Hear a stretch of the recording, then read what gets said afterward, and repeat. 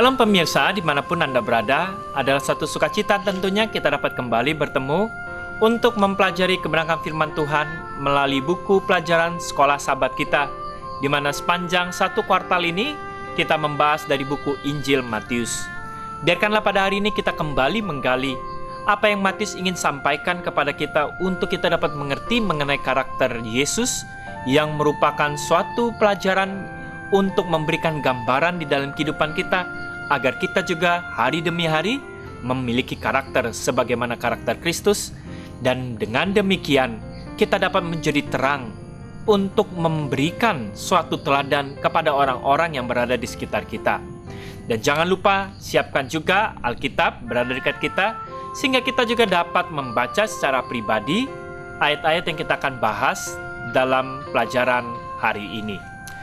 Judul pelajaran kita hari ini adalah Tuhan orang bukan Yahudi. Yesus bukanlah hanya suatu ketuhanan untuk satu agama tertentu, tapi Dia adalah Tuhan yang esa, yang seharusnya menjumpai Tuhan atas setiap manusia, dan Dia begitu peduli. Untuk itulah kita akan mempelajarinya. Apakah Tuhan hanya peduli pada orang Yahudi pada saat itu? Kita dapat membaca Matius 15 ayat 29 sampai 39. Matius 15 ayat 29 sampai 39. Kita dapat membukanya dan kita dapat membacanya. Ayat 29 di sini dikatakan, judulnya ayat adalah Yesus menyembuhkan banyak orang sakit.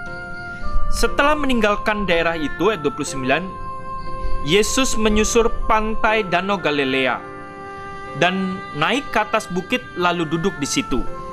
Kemudian orang banyak berbondong-bondong datang kepadanya membawa orang lumpuh, orang timpang, orang buta, orang bisu, dan banyak lagi yang lain. Lalu meletakkan mereka pada kaki Yesus dan Ia menyembuhkan mereka semuanya. Maka takjublah orang banyak itu melihat orang bisu berkata-kata, orang timpang sembuh, orang lumpuh berjalan, orang buta melihat, dan mereka memuliakan Tuhan Israel. Kalau kita melihat ayat 31 yang terakhir itu, orang-orang ini adalah bukan orang-orang Israel. Mereka orang-orang non-Israel. Makanya mereka mengatakan mereka memuliakan Tuhan Israel. Karena kalau kita lihat ayat 21, ayat sebelumnya, Yesus menyembuhkan perempuan Kanaan, tapi dia punya iman yang percaya untuk disembuhkan. Dan setelah kejadian itu, banyak orang-orang yang bukan Israel pada saat itu, mereka berbondong-bondong mengikuti Yesus. Dan Yesus pun memberikan kuasa yang sama, karena Tuhan tidak pernah pilih kasih. Tuhan ini mengasihi semua manusia, karena Tuhan seharusnya hanya menggunakan orang Israel untuk menjadi perpanjangan tangannya. Tapi seringkali melalui pelajaran bangsa Israel, mereka malah menjadi bangsa yang eksklusif, malah bangsa yang menjadi menutup diri dan menganggap bangsa lain kafir. Di mata Tuhan tidaklah begitu. Itulah sebabnya di ayat 31, kuasa yang sama diberikan, kuasa penyembuhan untuk setiap manusia, tidak pandang bangsa apapun. Ayat 32, lalu Yesus memanggil murid-muridnya dan berkata, hatiku tergerak oleh belas kasihan kepada orang banyak itu. Sudah 3 hari mereka mengikuti aku dan mereka tidak mempunyai makanan. Aku tidak mau menyuruh mereka pulang dengan lapar, nanti mereka pingsan di jalan. Kata murid-muridnya kepadanya, bagaimana di tempat sunyi ini kita mendapat roti untuk mengenyangkan orang banyak yang begitu besar jumlahnya? Kata Yesus kepada mereka, berapa roti ada padamu? 7, jawab mereka, dan ada lagi beberapa ikan kecil. Ya, ini bukan dalam mukjizat 5 roti 2 ikan. Di sini ada 7 roti dan beberapa ikan. Ya, lalu Yesus menyuruh orang banyak itu duduk di tanah. Sesudah itu Ia mengambil ke-7 roti dan ikan-ikan itu, mengucap syukur dan memecah-mecahkannya dan memberikannya kepada muridnya. Lalu murid-muridnya memberikannya pula kepada orang banyak. Dan mereka semuanya makan sampai kenyang. Kemudian orang mengumpulkan potongan-potongan roti yang sisa. 7 bakul penuh. Yang ikut makan ialah 4.000 laki-laki, tidak termasuk perempuan dan anak-anak. Lalu Yesus menyuruh orang banyak itu pulang. Ia naik perahu dan bertolak ke daerah Magadan. Hal yang baru saja kita baca dalam Matius 15 ayat 29-39 adalah suatu mukjizat yang berbeda dengan Matius 14 ayat 13-21. Matius 14 ayat 13-21 itu adalah mukjizat 5.000 orang makan dan orang-orang Israel. Dalam Matius 15 ayat 29-39 mereka adalah orang-orang non-Israel. Tapi kuasa yang sama, Tuhan berikan kesembuhan dan Tuhan cukupkan setiap kebutuhan kehidupan mereka. Karena Tuhan itu sangat peduli terhadap setiap kebutuhan anak-anaknya. Ini kadangkala kita juga sering mempunyai pemikiran yang salah. Kita hanya berpikir bahwa Tuhan hanya memberkati apa yang kita percaya dan agama kita saja. Tuhan yang sama tidak pernah melakukan hal tersebut. Tuhan selalu memberkati setiap anak-anaknya. Yang menjadi rencana Tuhan terhadap orang Israel adalah seharusnya melalui umat Israel ini, mereka menjadi perpanjangan tangan Tuhan untuk memberikan karakter yang sama karakter Kristus, sehingga menuntun setiap orang untuk mengenal akan karakter Tuhan melalui kehadiran umat Israel tersebut. Banyak yang tidak menyadari bahwa ada 2 kisah dalam memberi makan orang banyak dalam buku Injil, khususnya yang dicatat dalam buku Matius. Yang pertama adalah bagi orang Yahudi, dan yang kedua adalah bagi orang bukan Yahudi. Pada kedua peristiwa ini, Yesus dua-duanya tergerak oleh belas kasihan bagi orang banyak. Karena Tuhan kita adalah Tuhan yang kasih, panjang sabar, dan peduli kepada setiap manusia. Sungguh menakjubkan, catatan akan ribuan orang bukan Yahudi yang datang untuk diajar, dikasihi, dan diberi makan oleh rabi muda itu. Sekarang lihat kembali dan pahamilah mengenai Injil yang menyeluruh kepada setiap manusia ini. Kita dapat dengan mudah melewatkan betapa luar biasa dan tak terduganya sesuatu seperti ini tampil kepada orang banyak, baik untuk orang Yahudi dan orang bukan Yahudi tentunya juga. Tidak diragukan, Yesus dengan pasti menarik semua orang keluar daripada zona nyaman mereka. Ini adalah suatu panggilan juga kepada kita semuanya tentunya. Tetapi ini adalah selalu menjadi rencana Tuhan untuk menarik semua bangsa di muka bumi ini kepada Dia. Sebuah ayat yang mengejutkan dalam kitab suci orang Ibrani membuktikan kebenaran itu. Itu ditulis dalam Amos 9 ayat 7. Bukankah kamu sama seperti orang Ethiopia bagiku, hai orang Israel? Demikian pula firman Tuhan, bukankah aku telah menuntun orang Israel keluar dari tanah Mesir, orang Filistin dari Kaftor, dan orang Aram dari Kir. Amos 9 ayat yang ke-7. Bahkan bagi orang-orang Israel, orang Filistin yang sebagai orang penyembah dewa, Tuhan juga sebenarnya memanggil mereka.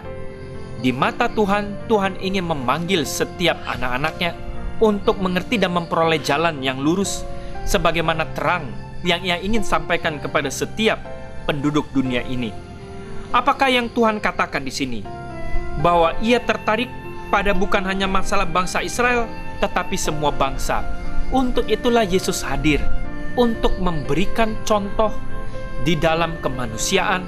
Dia sangat peduli kepada setiap manusia, dan Dia ingin memberikan satu pelajaran sehingga kita mengerti akan kepedulian Tuhan kepada setiap umat manusia tersebut. Ia juga tertarik kepada orang Filistin dan bangsa apapun. Pembacaan yang cermat akan Perjanjian Lama mengungkapkan kebenaran ini berulang-ulang. Meskipun hal itu telah begitu jelas selama berabad-abad pada saat gereja Perjanjian Baru itu dibentuk. Banyak orang percaya mula-mula harus mempelajari dasar kebenaran akan Alkitab ini. Ini adalah jemaat yang mula-mula yang dituliskan dalam Perjanjian Baru. Ketika bangsa Israel itu menolak dan menyalibkan Kristus, Yesus menggunakan umat-umatnya yang kecil ini untuk menjadi juru kabar kepada seluruh penduduk bumi ini. Dan mulai saat itu, keselamatan adalah untuk setiap orang, bukan hanya digolongkan untuk suatu umat saja, tetapi menjadi bagian kepada seluruh umat manusia. Itulah sebabnya kita juga dapat membaca di dalam Roma 4 ayat 1-12. Dengan cara apakah Injil ini dicatat untuk kita dapat mengerti? Roma 4 ayat 1-12. Kita dapat membuka bersama-sama dan ini adalah ayat terakhir kita. Roma 4 ayat 1-12. Jadi apakah kita katakan tentang Abraham, ya, bapa leluhur jasmani kita? Tentu bagi saat ini Abraham adalah bapa kepercayaan dari 3 agama besar. Tapi sebenarnya adalah semua bangsa dengan iman untuk kita dapat mengerti akan Tuhan.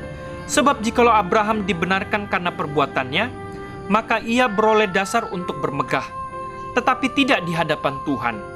Sebab apakah dikatakan dalam nas kitab suci? Lalu percayalah Abraham kepada Tuhan dan Tuhan memperhitungkan hal itu kepadanya sebagai kebenaran.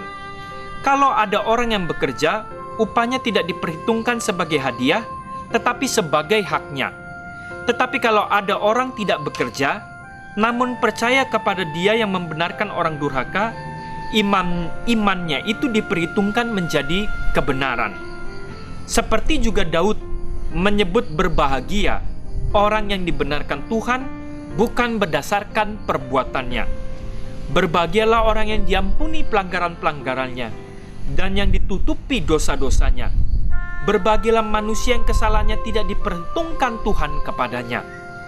Adakah ucapan bahagia ini hanya berlaku bagi orang bersunat saja atau juga bagi orang yang tak bersunat? Sebab telah kami katakan bahwa kepada Abraham iman diperhitungkan sebagai kebenaran. Dalam keadaan manakah hal itu diperhitungkan? Sebelum atau sesudah ia disunat?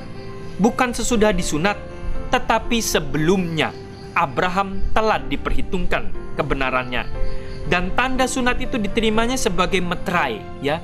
Sunat itu diterima sebagai meterai. Kebenaran berdasarkan imannya yang ditunjukkan sebelum ia bersunat. Demikianlah ia dapat menjadi bapa semua orang percaya yang tak bersunat, supaya kebenaran diperhitungkan kepada mereka. Dan juga menjadi bapa orang-orang bersunat, yaitu mereka yang bukan hanya bersunat, tapi juga mengikuti jejak Imam Abraham, bapa leluhur kita, pada masa sebelum ia disunat. Ya, ini adalah suatu pelajaran tentunya kepada kita juga. Tuhan bukan orang Yahudi saja. Melalui pelajaran ini tentunya kita dapat melihat keselamatan itu telah diberikan oleh Tuhan melalui Kristus untuk kita semuanya. Bukan karena usaha perbuatan kita dapat dibenarkan.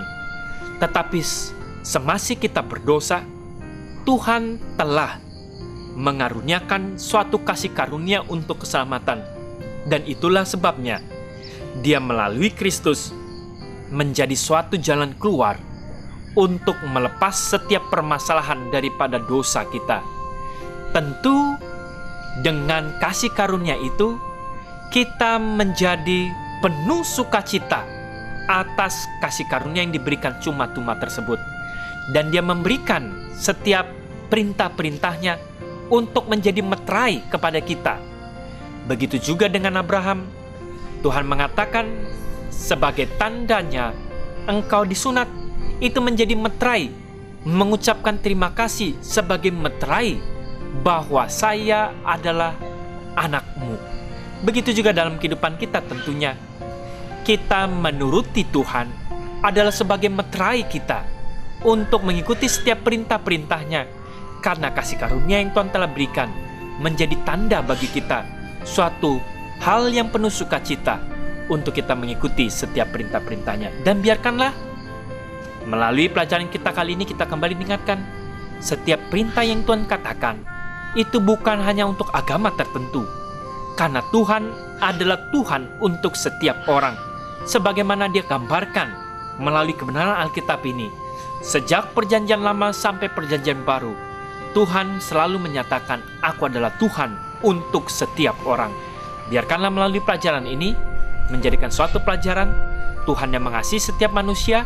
Tuhan juga memberikan setiap perintah-perintahnya adalah untuk kebaikan kita semuanya, untuk menjadi meterai, bukan karena perbuatan kita diselamatkan, tapi oleh karena kasih karunia Tuhan kita diselamatkan, dan sebagai meterainya, itu adalah pemberian yang terbaik untuk setiap anak-anaknya. Kiranya Tuhan memberkati kita.